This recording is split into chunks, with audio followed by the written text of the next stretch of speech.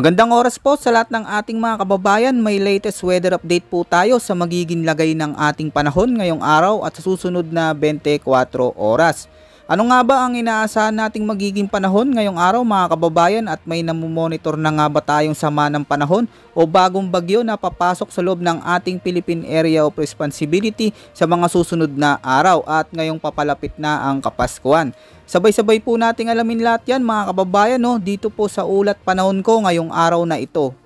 Sa kasalukuyan mga kababayan ay patuloy pa rin nakakaranas ng maulang panahon ngayon sa ilang bahagi ng ating bansa, dulot pa rin ng umiiral na shear line. Lalo na dito mga kababayan sa malaking bahagi ng Southern Luzon at dito rin sa may Visayas.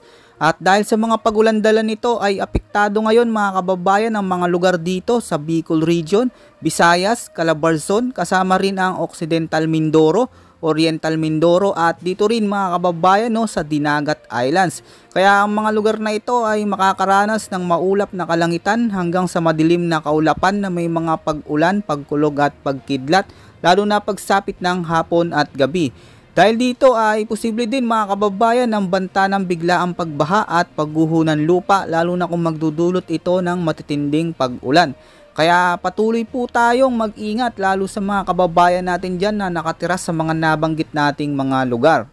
Dito naman sa Metro Manila, Central Luzon, kasama rin ang Cordillera Administrative Region, Cagayan Valley at sa nalalabing bahagi ng Luzon, ay asahan po natin mga kababayan ko ang pagkakaroon ng maulap na kalangitan na sinasama ng mga pag-ulan, dulot naman ng umiiral na northeast monsoon. Hindi naman inaalis ang posibilidad ng biglaang flash flood at landslides, lalo na kung magdudulot ito ng moderate to heavy rains. Kaya doble ingat pa rin po tayo lalo sa mga kababayan natin dyan.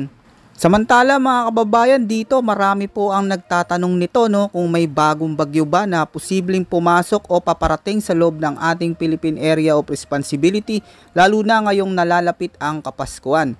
Sa kasalukuyan mga kababayan, dito nga po ay makikita natin sa weather forecast na meron po tayo na monitor ngayon na bagyo. Sa labas po yan ng ating Philippine Area of Responsibility. At huli itong namataan ng Pag-asa sa layong 700 kilometers ng timog kanluran ng Pag-asa Islands. Malapit din po yan sa bahagi ng Palawan at taglay nito ang lakas ng hangin na umaabot sa 55 kilometers per hour. Malapit sa gitna nito at pagbugso na umaabot sa 70 kilometers per hour. At kumikilos ito mga kababayan pahilaga sa bilis na 20 kilometers per hour. Kaya pagandaan po natin ito mga kababayan dahil medyo malawak ang kaulapang dala nito para po sa mga nakakaintindi. Hindi naman inaalis ang tsansa na pumasok ito sa loob ng ating Philippine Area of Responsibility sa mga susunod na araw. Kaya maigi po mga kababayan ko na habang wala pa po itong bagyo ay yung mga dapat po nating gawing paghahanda, lalo na kung may paparating po na bagyo. At kung sakali mga kababayan na pumasok ito ng ating Area of Responsibility ay tatawagin ito ng Pag-asa bilang Bagyong Romina. Yan po yung patuloy nating inaantabayanan sa mga nakaraang nating forecast. At base nga sa track nito mga kababayan ay posibleng maapektuhan nitong paparating na bagyo ang kanlurang bahagi ng Mindanao. Dahil nga sa papalapit na bagyo na ito mga kababayan ko ay makakaranas ng malalakas hanggang sa matitinding pag-ulan na umaabot sa 100 to 200 mm na mga pag-ulan. Dito po yan sa mga lugar sa Quezon, dito din mga kababayan sa bahagi ng Camarines Norte at Palawan.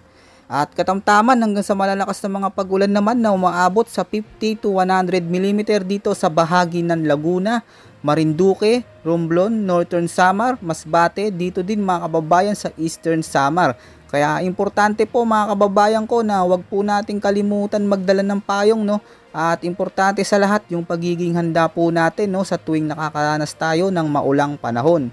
Bukas naman mga kababayan, asahan pa rin ang paminsan-minsang mga pag-ulan sa ilang bahagi ng ating bansa at muli po maging handa po tayo palagi mga kababayan ko at patuloy po na mag-antabay sa mga susunod pa nating update. Yan po muna ang pinaka-latest weather update natin at ulat panahon ngayong araw mga kababayan ko. Ito po ang inyong weather forecast ng bansa. Maraming salamat po at ingat po sa ating lahat.